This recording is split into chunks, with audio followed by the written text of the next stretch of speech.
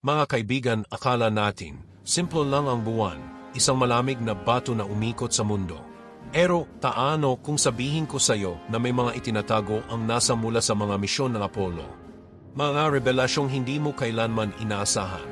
Ayon sa ilang whistleblowers, may bahagi raw ng Apollo 11 transmissions na bigla na lang pinutol dahil may narinig ang mga astronaut na kakaibang boses na hindi mula sa Earth. Pagkababa raw nina Armstrong at Aldrin, may sinabi si Armstrong sa private channel, "They are here. They are watching us."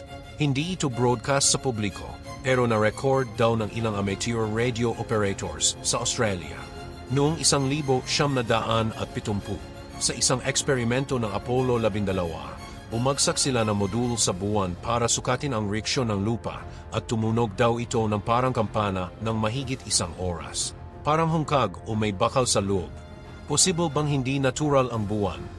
At higit pa roon, may ilang larawan na galing mismo sa mga retired NASA engineers, mga estrukturang hugis pyramid, mga linya sa lupa, at tila mga pasukan papasok sa ilalim ng surface na hindi pinakita sa publiko para raw maiwasan ang takot at kaguluhan. Kaya ang tanong, hanggang kailan nila tayo maloloko?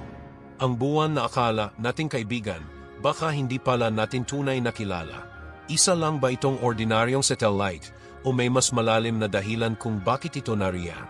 Ako nga pala si RC at dito sa ating channel, ang katotohanan, kahit gaano pa ito kabaliw, ay sinusuri nating mabuti. Huwag kalimutang mag-like, mag-subscribe at i-on ang notification bell. At tandaan, huwag basta-basta maniwala, pero huwag ding magbulag-bulagan.